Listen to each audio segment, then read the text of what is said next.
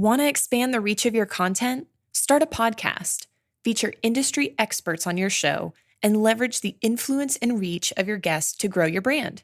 Learn more at sweetfishmedia.com. You're listening to B2B Growth, a daily podcast for B2B leaders. We've interviewed names you've probably heard before, like Gary Vaynerchuk and Simon Sinek, but you've probably never heard from the majority of our guests. That's because the bulk of our interviews aren't with professional speakers and authors. Most of our guests are in the trenches leading sales and marketing teams. They're implementing strategy. They're experimenting with tactics. They're building the fastest growing B2B companies in the world. My name is James Carberry. I'm the founder of Sweetfish Media, a podcast agency for B2B brands, and I'm also one of the co-hosts of this show.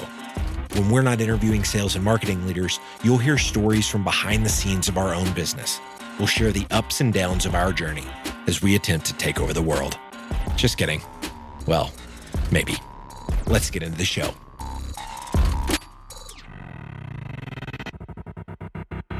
Welcome back to B2B Growth. I am your host for today's episode, Nikki Ivy. I've got with me today Jennifer Waters, who is VP of Channel at Starshot. Jennifer, how are you doing today? Fine, thanks, Nikki. How about yourself? I'm doing well. The sun is shining. I cannot complain. And I'm excited to talk about what you're going to dig into with this today. It's channel marketing and how to, 3 sort of effective strategies to nail that. And I'm really excited to get into that for our listeners. But before we do all that, I'd love it if you would just give us a little bit of background on yourself and what you and the folks at Starshot are up to these days. Yeah, absolutely. So hi, I'm Jennifer Waters, and I run the channel team here at Starshot. A little bit of my background, I came out of college and went right into Microsoft. I was there for about 12 years, and at Microsoft, I actually started in a technical role. So started off, doing keynotes around the country and North America. Every time there was a new product, we had so many coming out in those days that every time there was a new product at Microsoft, a group of us would fly around and do the intro for that particular new product. So that was super interesting. And then from there, I moved into more of a business development and a channel role. And that got the ball rolling with my work in the channel. So at Microsoft, I managed a learning program within Canada and the channel partners there and grew the program.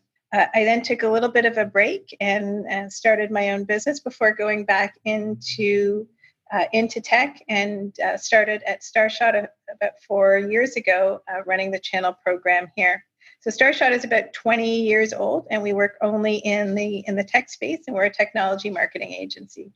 It sounds like, all of that you did at Microsoft, flying around and talking about, doing like releases and things like that, sounds like a dream job. It sounds like so much fun. And I bet it really informed the way you approach what you're doing at Starshot and the way that you approach channel, which is, again, why I'm super excited to hear you dig into it. So the first sort of big idea as far as is what folks need to understand to be, successful at channel marketing is this idea of, aligning vendor and partner, goals and outcomes, making sure that each one of those players is getting what they need. So talk a little bit about how folks can ensure that that's the case.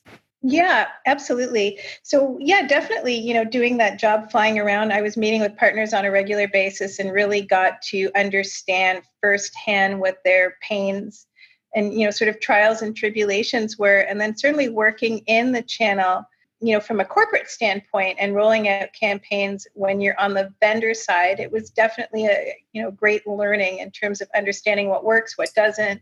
And what really works for the partners and what makes them click in terms of wanting to sell your product, what makes it easier for them to do that, how you can really sort of nail that as a vendor. So definitely, one of the things that I've learned being on sort of both sides, on the agency side and then on the corporate side, is that, you really have to make the program work both for yourself as the vendor, and obviously for the channel partners as well. And that's really key.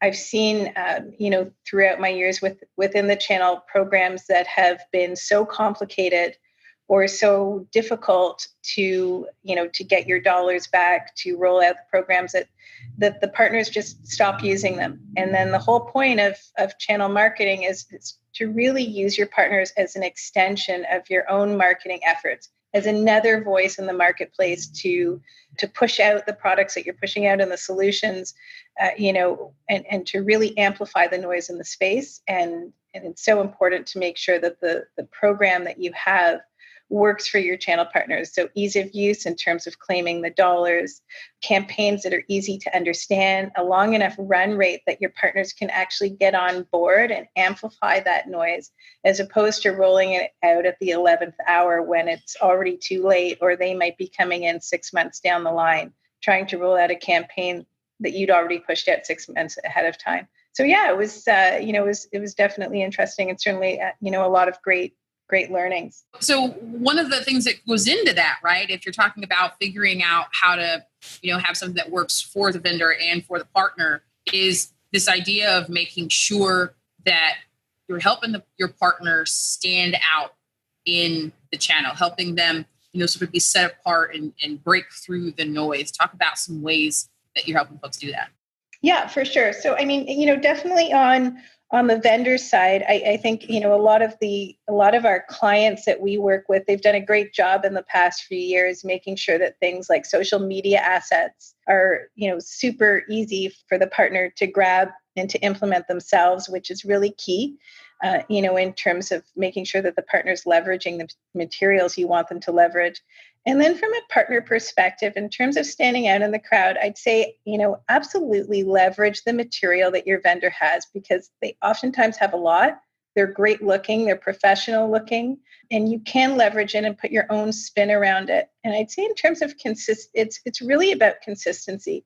And what I see with a lot of the partners that we work with is that, a lot of times they're not always huge companies. They don't always have huge marketing engines, but it's no longer about B2B selling. Even in a B2B space, it's really about, you're still selling to an end user, you're still selling to a customer. So it's really about, I like to call it B2We, but it really is about selling on a one-on-one basis, because you're really talking to another human being. You're not talking to a conglomerate. So one of the things that we always recommend for our partners is to really get out of that marketing speak and to start treating your customers especially within your social venues, as people instead of a faceless entity. And, some ways to do that are taking one or two people within your company, whether that's the CEO or your top technical person or subject matter expert, and making them be the voice, having them be the voice and the personality of your company. So that could be that you sit down and you've got a few LinkedIn posts, where you're talking about your product or you're talking about your solution, and they can post that, and then other people in your company can like it, can repost, retweet, and it's about creating that face and that personality of the company. And you do that through real people. So certainly being consistent. It doesn't have to be all the time. It could be once every couple of weeks on LinkedIn. And really looking at where your customers are looking. So for a lot in the tech space, it definitely tends to be LinkedIn. So having that one person or a couple of people that have that personality, and then working consistently as a company to prop up that personality, to repost. Those are all really great things. And then one of the other things that I always encourage our partners to do is to actually take a look at Reddit. There aren't a lot of people are scared of Reddit. I get it. It can be a little bit of a scary community sometimes. And one of the things that people are worried about, it could be backlash or the comments that come up. But I also think if you're doing it properly, it could be a really great way to establish yourself as a trusted advisor, as someone who understands the solution, understands the pain points, and somewhere where you really can't hide behind marketing or sales speak, that you actually have to work as a trusted advisor. And, what I recommend to our partners is to take a look at the forums where your solutions are being talked about, because there's a huge community out there. They're all tech savvy.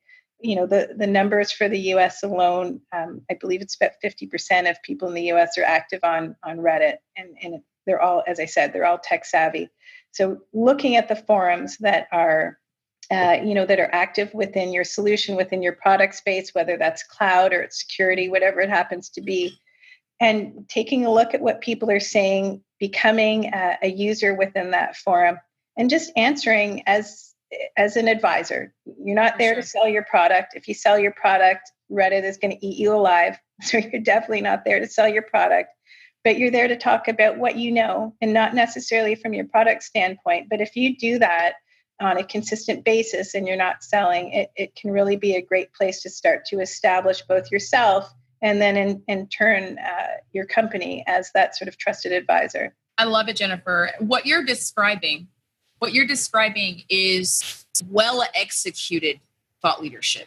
So not thought leadership for thought leadership's sake, not thought leadership in the buzzy sense that, that we see it often manifested on LinkedIn, on channels like that, where it's just, some executive or, maybe some individual contributor even, and it's just them in front of their camera talking, offering hot takes that no one asks for.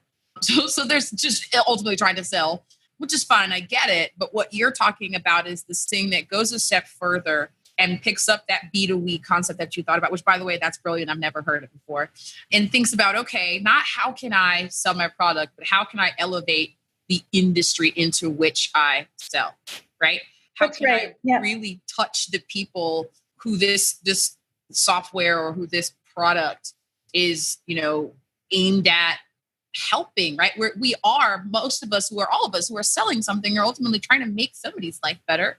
And if that's the place you're coming from, then, the things you're talking about, like just shining a spotlight on someone who's an evangelist, becomes a really, easy and effective play, right? Yeah. It's only something that, I know you mentioned folks are scared of Reddit. It's only something that, can go bad if your intentions are, more self-serving than they need to be. And I also like that you talked about Reddit as a channel, because the stat that you threw out there about, how many folks are on Reddit, that's true, but it isn't crowded in terms of who's talking to prospects or to who's, who's using it for the particular thought leadership piece that you're talking about using it as. In that way, it's not very crowded. In that way, LinkedIn is far more crowded. And that way, Facebook and Twitter and these other channels are far more crowded. So, folks listen to her. She knows what you're talking about. I'd say go for it when it comes to that. So thank you for laying that out for us. And it kind of goes into this last piece I want to make sure we get to, which is the changing face of channel. Talk a little bit about what that means and what folks can look for. Yeah, absolutely. Yeah. And as I think, just to reiterate what you were just saying before I go into that, it really is about establishing yourself as a thought leader. And that does actually kind of go into the next point, which is the changing face of channel. So when I started my career 25 years ago, which is going to age me, but I'll leave it at that. So when I started 25 years ago, the channel space really was a very particular set of partners. And really, for lack of a better word, it really is a generational thing. So we're looking at the Gen X baby boomer set of channel partners to now sort of that crossover between a millennial and a Gen X set of channel partners. So it's about the software, hardware partners versus the cloud partners. And you're really looking at sort of that Microsoft versus the AWS, set of partner space. Right. And it's not just about, sort of bricks and mortar versus cloud, but it is also about who you're selling to, the differences in terms of selling, sort of what we're used to towards, as opposed to where we're heading. But when I started, things like, events were still really key. People were, still using direct mailers, and then obviously we turn to things like digital marketing. But what is happening now is that it's not just, again, it goes back to that marketing speak versus speaking to a person. For sure. Doing that B2We speak, and doing it in a digital way. And one of the things that we find with this changing face of the channel partners, we've got channel partners now that have grown up in tech. They've grown up using tech. They've grown up on tech, and not that channel partners, in more of that traditional sort of bricks and mortar space, did not grow up in tech, but they did it in a different way. Yeah. And so the way that you market as a channel partner needs to change needs to change to reflect the fact that, there is this upcoming group within the channel, that has grown up, that has started their business on the cloud, and the way that we market has to reflect that accordingly. And that really is key when it comes to things like getting savvy on Reddit, using social in a way that, where you're not just putting out ads, but you're just having a conversation and you're establishing yourself as that thought leader. Can't just rely on events anymore to get the word out. For sure. And there are, folks who are, picking that up and running with it. And it is something that I think is super exciting to see. And by the way, you guys can't see this because we're, it's just a podcast and there's no video yet. But you don't look old enough to have been doing anything for 25 years, just by the way. I'll just to put that out there. And to your point about this being generational, it's true. It's so true. It's not an exaggeration. We didn't have this is going to date me. We didn't have a computer in my home until I was in high school. Right. Which is unheard of these days, right? Yeah. I was using AOL discs to get on the internet and waiting for them in the mail for my free America Online disc. Right. Yeah. So, look, it's not, stereotyping. You were kind of hesitant to say that it was a generational thing, but what's happening is, to the credit of that generation, is even those folks like me who didn't have computers until we were in our homes till we were in high school. Those are the folks now, and there's a lot of studies to support this. Those are the folks now who are the ones to adopt it because they can more quickly see the business use case and the value of it there than the folks who just sort of take it for granted as a social thing. And so, thank you for sort of laying out for us what that changing face looks like and why it's important to understand that. I think you did such a great job. You've given us so much. And I know that you've made a fan of a lot of folks, myself included. One thing that I typically ask people, and I'm sorry, I did not give you a heads up about this offline. Yeah, no problem. I'd like to have folks just talk about a learning resource that you have engaged with recently that's either informing your approach or that's just got you excited these days. It doesn't have to be, marketing or business related. Just, something that you read or listened to or experienced that sort of, guys, like I said, got you excited or is informing your approach. Yeah, absolutely. So I'm a big fan of podcasts. I listen clearly, I'm a big fan of podcasts. I listen to them on a regular basis. And, I have the New Yorker that I download and listen to, which is great. They're always like 15-minute snippets that are awesome. But one that I really love is actually from Canada. It's the CBC. And there's a podcast by a marketer called Terry O'Reilly.